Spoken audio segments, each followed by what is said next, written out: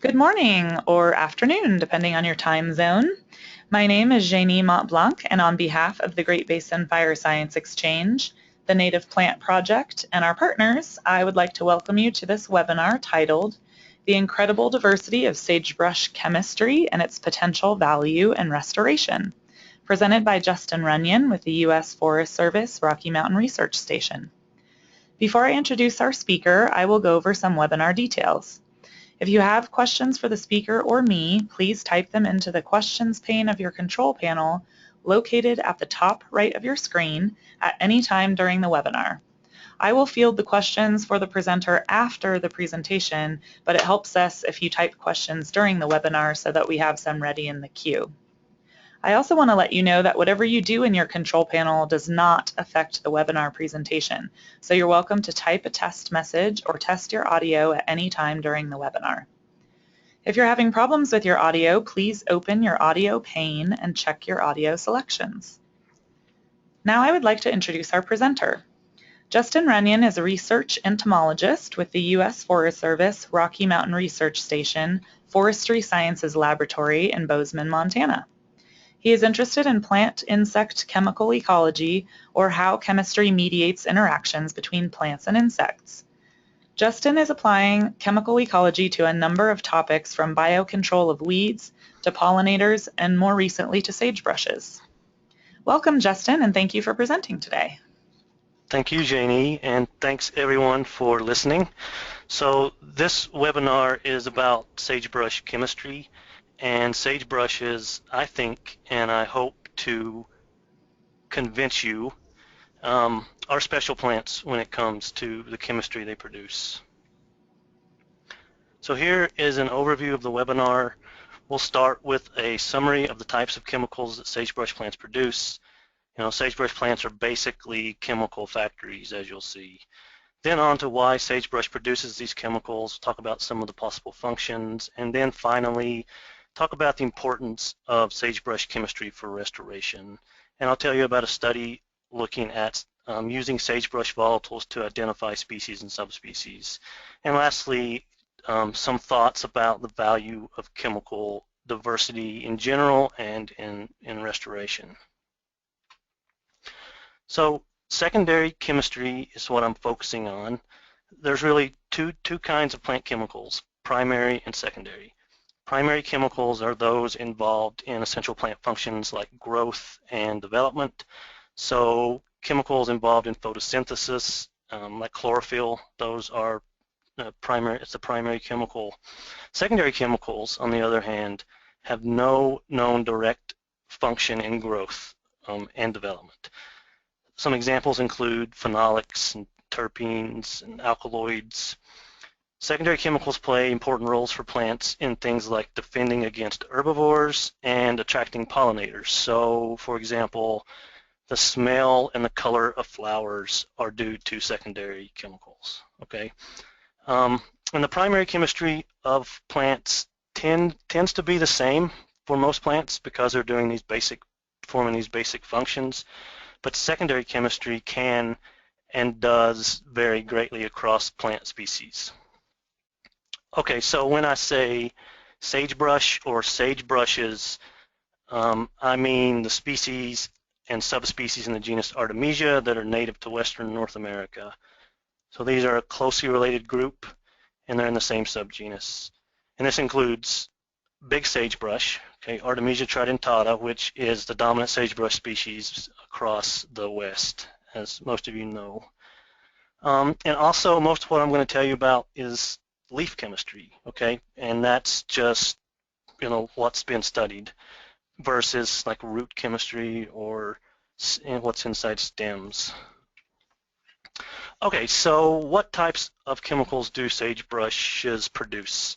I'm going to focus on two types, the two largest classes of plant secondary compounds, phenolics and these things called terpenoids. So there are other types reported from sagebrush, like alkaloids, but there aren't very many of them, and we know very little about them. So I have to give a shout out to this paper here by Turry, Shipley, and Murch. They did a really great job summarizing what we know about sagebrush chemistry and this saved me a lot of legwork. So, looking at these pie charts here, you can see that the relative amounts of types of compounds differ among sagebrush species. At least these are the compounds that we know about. And also note that most of them are either red monoterpenes or green sesquiterpenes, or the blue ones are phenolics, which we'll talk about.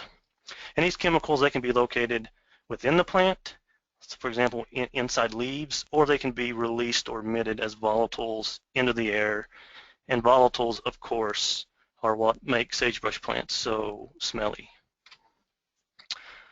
Okay, sagebrush trichomes. Sagebrushes have lots of trichomes, and I mean a lot. Here are some images. The leaves are covered with these filamentous trichomes that you can see in A and B. In fact, that's pretty much all you see when you look at a sagebrush leaf are those filamentous trichomes. So these trichomes do things like reflect sunlight, and they block wind to reduce water loss. They can even protect against frost, and they do all sorts of things. But for chemistry, the interesting ones are these round ones called glandular trichomes that you can see scattered in B and amongst those filamentous trichomes. And there's a close-up in C, and then the green figure 2 shows the cross-section of one.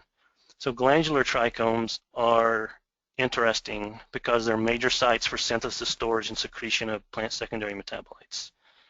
So, sagebrush trichomes are pretty darn interesting. Okay, so let's start with phenolics. So phenolics are compounds with a phenol group, which you can see here. It's basically an OH group on an aromatic ring. So any compound with this group can be called a phenolic. And there are thousands of phenolics known from plants, and they are mostly antioxidant compounds. Here's what some of them look like. Vitamin E and vitamin C are phenolics. So is capsaicin, which is the compound that makes some peppers hot. Most red, pink, purple, and blue colors in plants are due to a type of phenolics called flavonoids. They give colors. They give flowers their color. They give red wine, the color to red wine. You may have heard of resveratrol. That's a phenolic. And it's phenolics that provide health benefits to chocolate. So there are 29 phenolics known from sagebrushes. So here's a big long list of some of them. Note and at the bottom you can see all the papers in blue. These are citations to all the papers that have looked at sagebrush chemistry, so there's quite a few of them. So is this 29 all of them? Well, definitely not. Right? These are only the ones that we know about and that are published in a paper somewhere. So let's see, I realize this slide might be giving you a headache, so let's move on. But so if you want a copy of this paper or any other paper that I mentioned in this webinar, please just let me know. So coumarins are phenolics in sagebrush, and many of you know this because coumarins, some of them fluoresce under UV light, and the amounts differ among the big sagebrush subspecies. So notably, mountain big sagebrush contains lots of coumarins, and basin big sagebrush, basically none. So if you saw Bryce Richardson's webinar last month, he developed a method to identify big sagebrush seeds using a combination of coumarins, so fluorescence, and also seed weight. And at the right there is the structure of 2 of the fluorescing coumarins that are found in sagebrushes. And interestingly, similar coumarins are found in exoskeleton scorpions, which is pretty cool, I think. And it's fun to take a black light out at night and try to find them, especially if you're in the tropics or a desert somewhere. They really stick out. There aren't many scorpions in Montana where I am, but there are scorpions in Montana, which a lot of people don't know. Okay, terpenoids. So this is the largest class of secondary chemicals found in plants. All terpenoids originate as isoprene, and they are assembled from these 5-carbon isoprene units. So the nomenclature follows this multiples of 5 scheme. So if you take 2 isoprene units and stick them together, you get you get 10 carbons and they're called monoterpenes. If 3 are joined together, you get 15 carbon sesquiterpenes, and so on. Isoprene units can be stuck together head to tail, head to head, head to middle. They can then fold over onto themselves and make rings. They can be modified like innumerable ways by adding oxygen, OH groups, you name it. So there's lots of possibilities. It's one of the reasons there's so many different ones. So here's what some of the monoterpenes and sesquiterpenes look like. You may have heard of alpha pinene, which, not surprisingly, was isolated from pine trees, or maybe limonene, which was isolated from lemons. And both those are two really common monoterpenes in plants. Menthol is a monoterpene. Pine resin is composed mostly of terpenoids. Many essential oils that you can buy are monoterpenes, and essential oils are big business these days. And terpenoids in general are toxic to plants themselves. So they're usually produced and stored in special structures, like we talked about, the glandular trichomes, and also specialized sort of vacuoles or organelles within plants. And you can see some of those in the bottom right-hand figure. Here are the monoterpenoids known to occur in sagebrushes. So there's about 75 of them. Some of these are found in lots of other plants, but some of these are pretty unusual and not very common. Some like Artemisia, triene, and artemisiole. From the names, you can probably guess where these were discovered. And most sagebrush volatiles are these monoterpenes, which I'll talk more about in a minute. Here are the sagebrush sesquiterpenoids and what some of those look like. So there's about 100 of these, and again, this is by no means all of them, just the ones we know about. One interesting Artemisia sesquiterpene is artemisinin. This compound is today one of the main treatments for malaria worldwide, and it's now being researched for its potential as a potential treatment against cancer. In fact, the scientists that discovered artemisinin received the 2015 Nobel Prize in Medicine for the discovery. I should say that artemisinin was discovered in a Chinese species of Artemisia, and I don't know if it occurs in a North American species or really if anyone's ever looked. But thinking about artemisinin and all these chemicals in sagebrush, it's not surprising that early Native Americans used big sagebrush for a bunch of medical purposes. Sagebrush tea was brewed to treat toothaches, stomach aches, coughs and colds. Given the complex chemical makeup of sagebrush, to me it's just not surprising that it was used and effective for a variety of these medical problems. Okay, now I'm going to talk about a project I was involved in examining sagebrush volatile organic compounds, which I'm going to abbreviate as VOCs. So these are airborne chemicals emitted by plants, so the sagebrush smell or aroma. And this project was a collaboration with Bryce Richardson and Deidre Yeager, who are with the Rocky Mountain Research Station. So if you saw Bryce's webinar last month, he described these sagebrush common gardens, and we use these common gardens for our volatile study.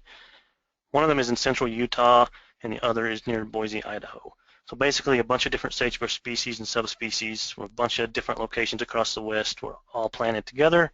So, since they're going side by side in the same environment, the differences we see, for example, in chemistry, are likely to be due to genetics, right? Genetic differences. And that's one of the real values of common gardens is because they're all in the same environment. It pretty much eliminates environmental differences.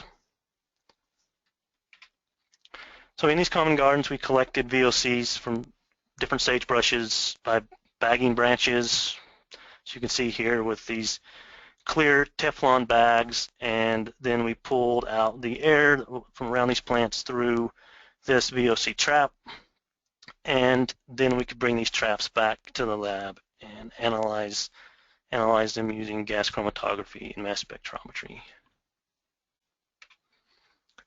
And we found these 74 volatile compounds from sagebrushes from the 5 species and subspecies listed here. So Artemisia nova, black sagebrush, arbuscula, low sagebrush, and then the 3 subspecies of big sagebrush, Tridentatae, bassiana, and wyomingensis. So 74 is the total number of compounds, and each species and subspecies emitted about 60 compounds each. Okay, and in this list, MT is unidentified monoterpene, and ST is unidentified sesquiterpene. The vast majority, in fact, were monoterpenoids, but there are also a few sesquiterpenoids, and then a couple of other types of compounds. Oh, and interestingly, some of these compounds, I guess about 10 or so, don't seem to have been reported from sagebrush before. So I think this illustrates that really that we have a lot to learn about sagebrush chemistry. So basically what you're looking at here with these compounds is the smell of sagebrush. So just to put into perspective what I think is the exceptional nature of sagebrush volatiles, here's a table of VOCs emitted by other plant species that I've studied. Sagebrushes, they emit more total compounds and way more total volatiles than any other plant that I've studied. The closest plant for volatile emissions that I found are duck fir trees, which emit about 15 fewer compounds on average, and is only, about 10% as smelly as sagebrush. In fact, when you collect volatiles from plants, most people go out, bag a plant, and collect odors for an hour to 5 hours, sometimes 8 hours or more, just to get a good volatile signal. But for sagebrush, we ended up collecting for only 15 minutes, and it still overloaded the detector at times. So sagebrushes are really smelly plants, and that really begs the question, why are they so smelly? Let me first say that these chemicals can be costly for plants to produce. Here's a table showing production costs of various plant compounds in terms of grams of glucose per gram of that compound. So notice that the cost of making secondary compounds in the red box is generally more than the cost of making the primary compounds. So producing secondary compounds is not free, it takes energy and resources that could otherwise be used for growth and reproduction, like seed production. Oh, I also mentioned that terpenes are toxic to plants themselves. So to protect themselves, they have to be careful about storing them. So that's another cost to making these compounds. So it just seems likely that sagebrushes are producing these compounds for some reason or for many different reasons. So what do secondary compounds do? The answer is that they mostly defend plants from damage. Plants are immobile, despite what this photo indicates. They're rooted in the ground and they can't get up and run away from their enemies, and instead they defend themselves using chemistry. Okay, here are some well-established functions of plant secondary compounds. They can be toxic to herbivores, they can deter feeding, they can be antibiotic, antimicrobial, they can be allelopathic, which we'll talk about in just a minute. They can act as sunscreens to protect from UV damage, protect from thermal damage, and I'll talk about this interesting phenomenon, this communication with yourself or with other plants using volatiles. So lots of different functions. So here are some of the functions that we know for sagebrush secondary chemicals. We know that some sagebrush chemicals can inhibit germination of nearby plant competitors. So here's a figure from a study that showed that germination of wild tobacco seeds decreased the closer you got to a sagebrush plant and was lowest underneath the shrub.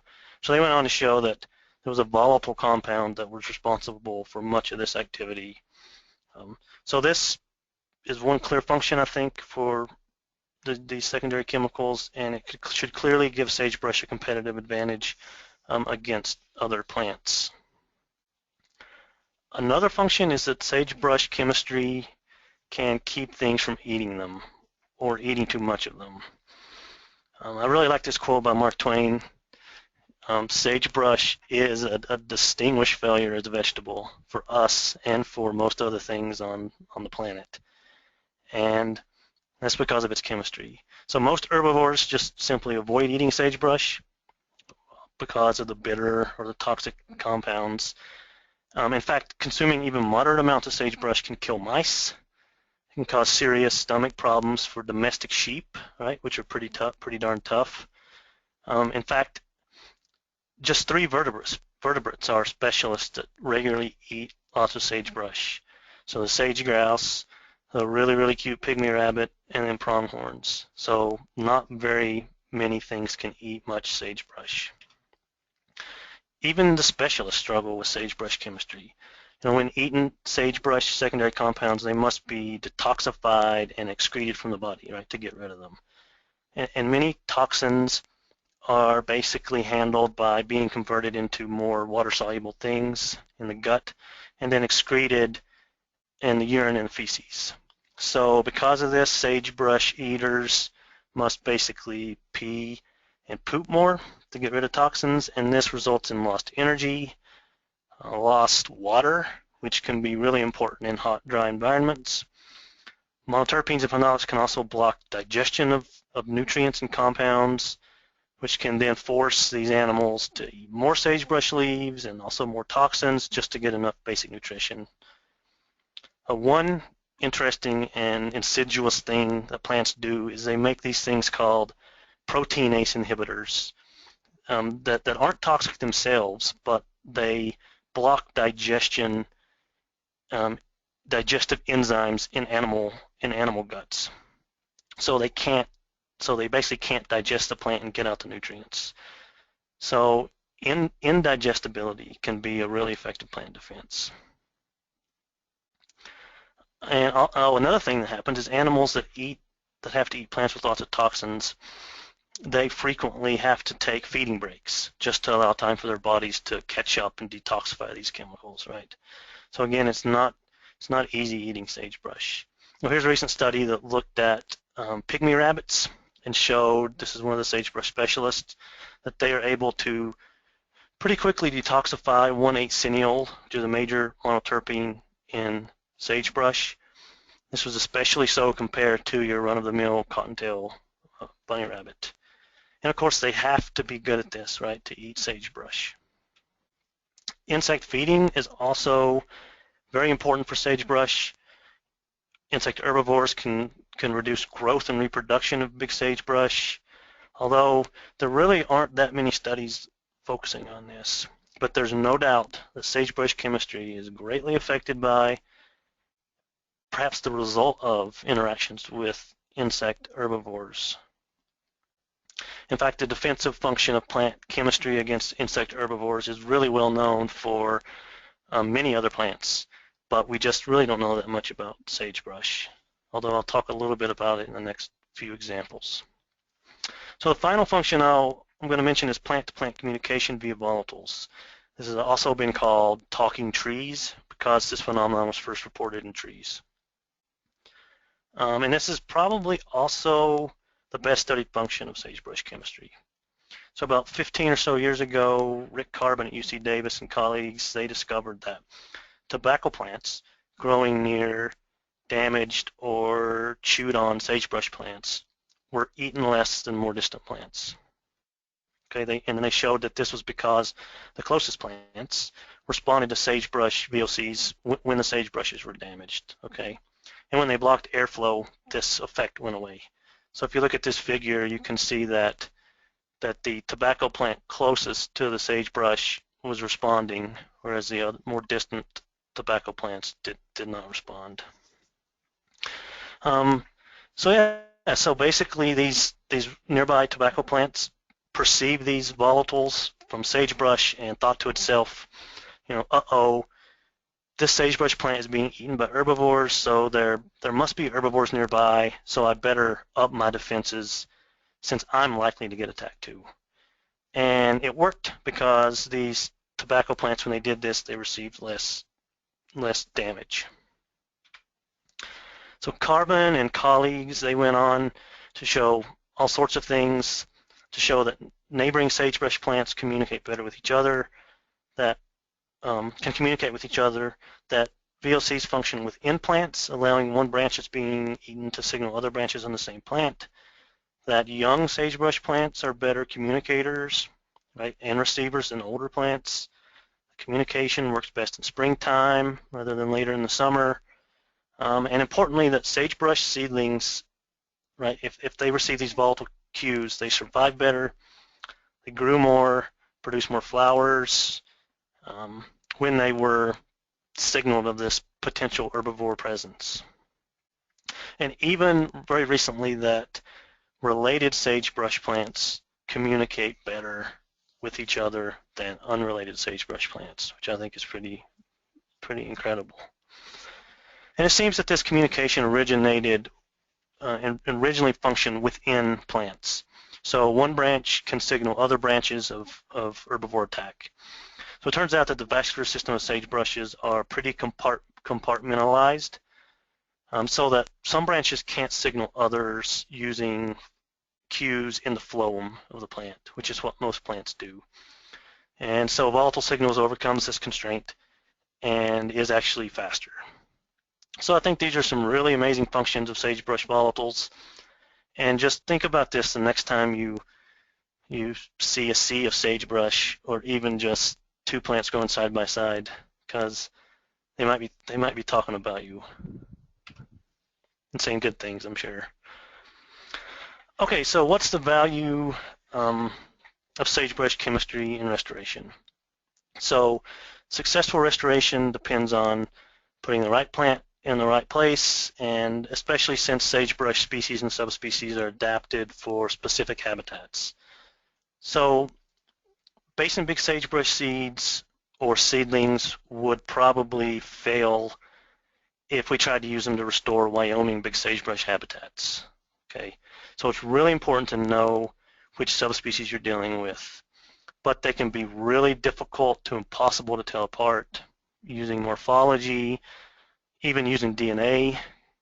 And a big challenge currently is to try to figure out a way to accurately identify sagebrushes, and especially these big sagebrush subspecies, because they are the dominant sagebrush species across the West and the ones that we most often try to restore. So we wanted to see if volatiles could be used to separate subspecies. So back to our common garden study, we collected volatiles from these 5 taxa in the 2 gardens at 2 different times of the year, in May and in July. So we then tried to classify the VOCs using a classification algorithm called random forests, just to see if we could identify subspecies using the way they smell, and it worked. Amazingly, of the 74 volatile compounds, only 15 were needed to identify the sagebrush taxa with 96% accuracy. Okay, here are the 15 compounds, and notice that they were typically either present or absent in each of these species or subspecies. Okay, and I think this is amazing, and I was actually really blown away when I saw these results. At the bottom is the paper from this work that it's in revision now at New Phytologist, and we hope to get it accepted in that journal. So VOCs were able to separate Artemisia species. Here's a plot with each symbol representing the volatiles from one plant. So basically this plot works by placing plants whose VOCs that are more similar closer together, and the further apart the symbols are, the more unalike their volatiles are. So this view of the data separates the species, and I circled each of the 3 species, Artemisia nova, arbuscula, and then the 3 subspecies of Tridentatae, which all clump together in the lower right hand of this figure. So they really separate out quite well. Here's another view of the VOCs that separates the subspecies of big sagebrush. And again, I've circled the subspecies, so the green triangles is Wyomingensis, the blue circles is basin big sagebrush, and the pink squares is mountain big sagebrush. And even the hybrid plants that we looked at came out together, so the star ones. So I think the potential is there to use these volatiles to identify plants for restoration.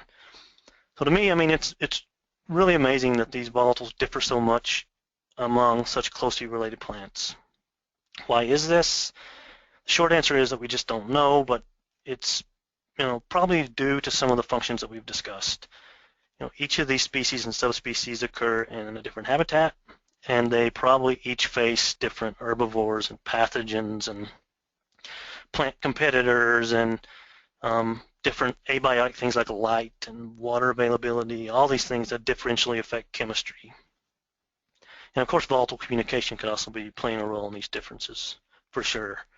But what is clear is that the VOCs are almost certainly playing important roles in the ecology and probably it looks like the evolution of these sagebrushes as well.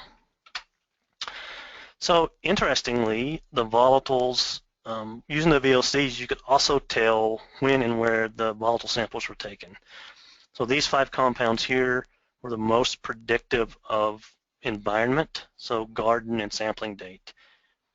And interestingly, and probably not surprisingly, these 5 compounds did not overlap with any of the 15 that separated out the species and subspecies. Okay, so there seems to be a lot of information in sagebrush volatiles.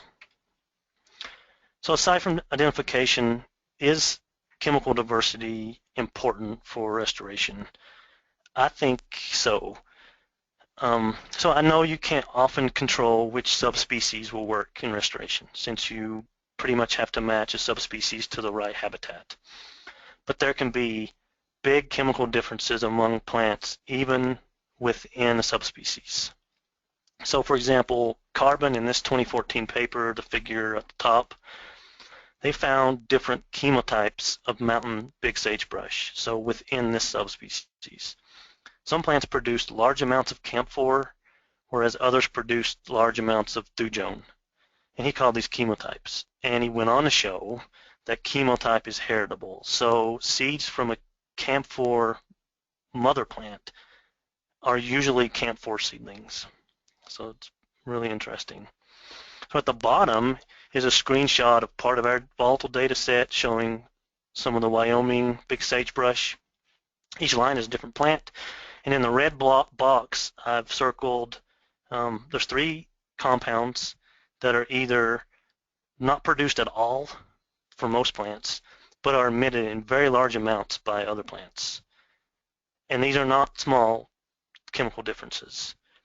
And we found that this was the case for all the subspecies.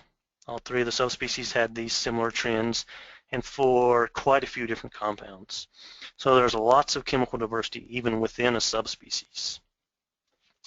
Oh, speaking of Wyoming big sagebrush, did you just see that the governor of Wyoming just signed a bill designating it as a state shrub of Wyoming? It's pretty interesting, although they didn't designate chemotype.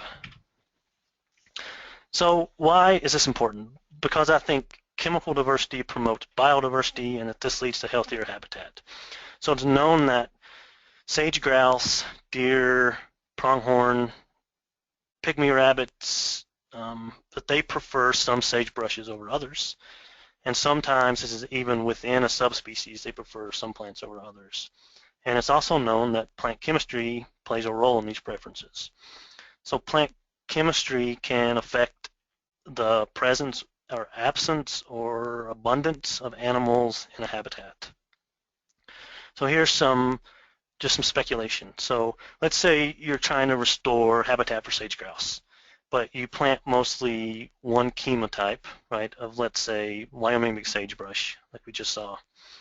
And it happens to be a chemotype that sage grouse don't like. I mean, this potentially could affect restoration success, at least in terms of the sage grouse. I mean, I certainly don't know if this is happening, but it's a potential possibility. Oh, it's also known that there are big chemistry preferences for insects too. There are strong chemistry arthropod associations in sagebrush that have been found for a bunch of different types of insects. Some insects only occur or are more abundant on certain sagebrushes, and this seems to be due to chemistry. And if you're not like me, if you don't love insects for insects' sake, what eats insects? Well, sage grouse, right? Especially sage grouse chicks. sage sparrows, you name it. I mean, insects form are near the bottom of a food chain for many things.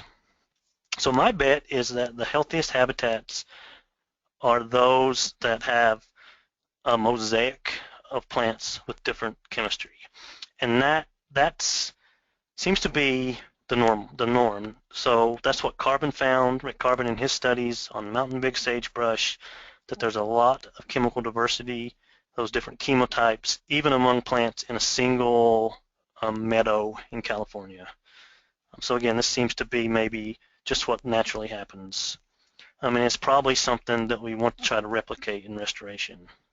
And in many ways, this is already recognized, maybe not explicitly in terms of chemotypes and plant chemistry, but that the healthiest habitats have a diversity of plants and a diversity of sagebrushes. If you'll see the paper at the bottom by Dumrose and others, a recent paper that's pretty interesting that sort of discusses this diversity, importance of diversity. But we still have a lot to learn about sagebrush chemistry and its potential importance for restoration and also its importance for habitats in general. So here are some people to thank and some funding sources for the VOC work. So thanks for listening. I hope this was interesting and maybe gives you maybe a little bit of a different perspective on sagebrushes. And I'm happy to take any questions or thoughts that anyone might have. Great, thank you so much, Justin. All right, the first question is from David Tart, and he asks, which subspecies of Artemisia arbuscula was studied? I do not know the answer to that question. Okay. Unfortunately. All right, well, I guess he could follow up with you afterwards. Yeah, tell him I can find out. Okay, great. And as we wait for more questions to come in, I have a question. So when you stated that in restoration we should restore for a variety of chemotypes, how do people best do that? Yeah, it's interesting. So maybe this is already being done. I mean, maybe this is really not a problem at all. Maybe we're already capturing this diversity when we go out and collect seeds. I mean, we just don't know. So what I would suggest is don't just collect your seeds from a small area, from a small number of plants. Collect them from a bunch of different plants over a larger area. So if those chemotypes and chemical diversity is there, we'll be better able to capture it. And maybe I'm really interested in whether or not, like across a landscape, what kind of chemical diversity is there?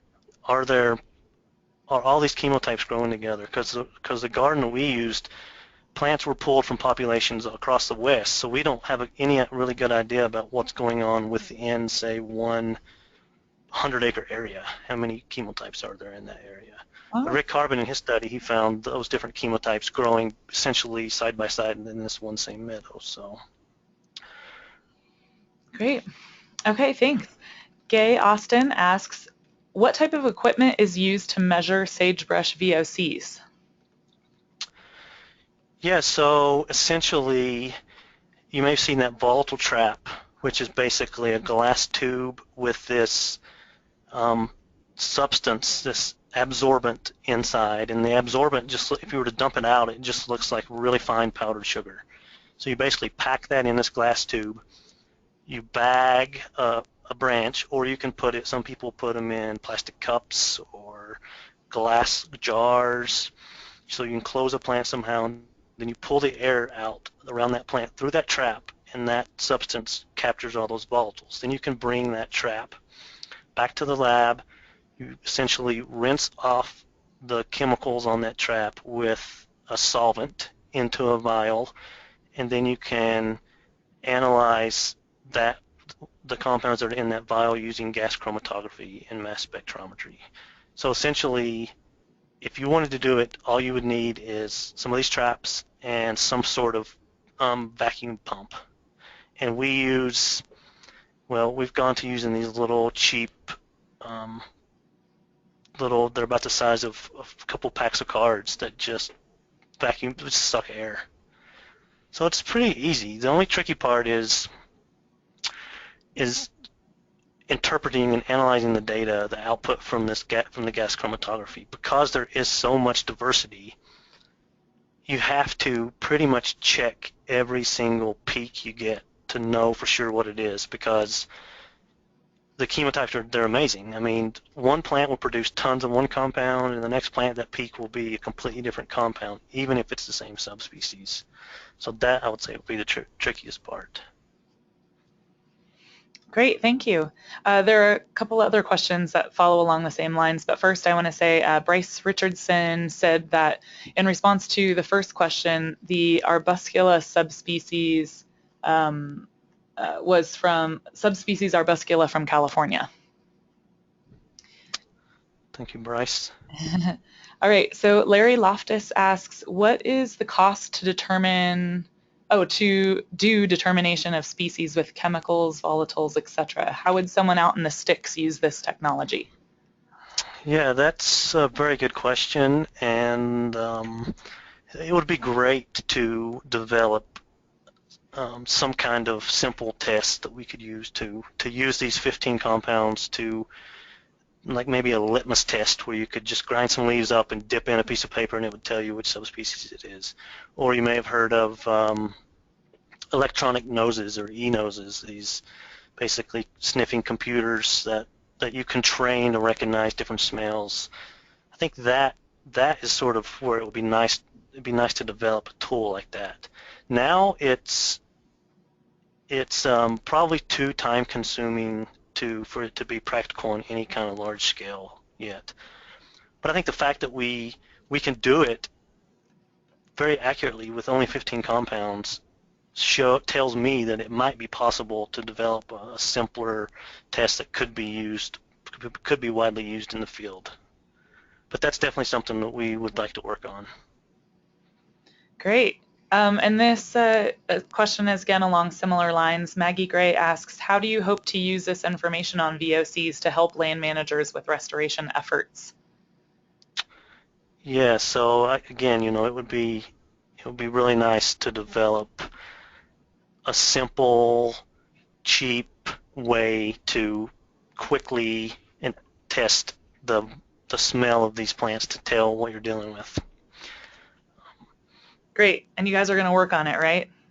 That's a goal. It might be a long-term goal. Yeah. Heidi Newsom asks, we have been attempting to restore sagebrush within large areas affected by wildfire by planting seedling sagebrush plants. If we are planting seedlings, what spacing would you suggest would be ideal from the perspective of VOCs and plant communication? How far do the VOCs travel? If we're planting seedlings at 15 feet apart, is that too far for the seedlings to interact? That is a very good question, and that is a question that I think a lot of chemical ecologists would like to know. How far, over what distance do these chemicals operate? With the wild tobacco example that I gave, these tobacco plants only responded over a very short distance. I think it was 20 centimeters, so a foot, 1 or 2 feet was all. Was the greatest distance over which they responded. So I don't know how, 15 feet, I don't know. I mean, I don't know. I mean, I don't know who would know the answer to that. It'd be nice to know. But I think one thing that's interesting is these volatile communications. They could be and probably are more important within a plant, within each plant, to communicate, among the branches, rather than between plants. Great. That's a really good question. Lots of good questions. Great, thank you. Catherine Beal asks, if this testing is logistically unavailable, how large of a seed collection should one make to cover the diversity of compounds desired? Again, that is that is a very good question and one we'd like to know. We don't know at this point. I mean, another one, you're working on it? Yes. And then Catherine follows up, to increase VOC communication, should we go to a clustered planting configuration? That's Again, that's an interesting point to raise that I don't know enough about to comment on, but that is interesting. Cool. Well, as you work on it, then you can come back and do another webinar and answer these questions. All right, that looks like the last question for now. And I just have a question I have to ask. That great Run Forest Run photo, was the plant really growing out of the ground like that? Or was that It Photoshopped? was. Wow. It was. Yeah, that was not photoshopped. A great photo. Yeah. It was very Lord of the Rings. It was. Yeah, but plants, they can't run away, but by no means are they at the mercy of of things that want to eat them. That's right. Great. All right, well, that looks like the last question. Thank you all for your participation. We would greatly appreciate it if you would take our 3-question survey of this webinar that will appear after the webinar has ended. I will post the recording of this webinar on our Great Basin Fire Science YouTube channel this afternoon, and the link will be automatically sent to you through the GoToWebinar system tomorrow. Our next webinar, Pollinator-Friendly Forbs to Seed for the Sagebrush Step, will take place this Thursday, March 17th. If you have further questions regarding this webinar or have requests for future webinars, please email or call me anytime. And I know, Justin, you said people could email you if they wanted copies of the papers you mentioned. And I don't know if your email address was on this presentation, so I'll just tell everyone if you wanted any of the information from Justin, you can email me, and then I'll forward on those requests to him. Okay, that's great. Great. All right. Again, thank you all for your participation today, and thank you so much, Justin, for your presentation. Okay, thank you. All right. Have a great day, everybody.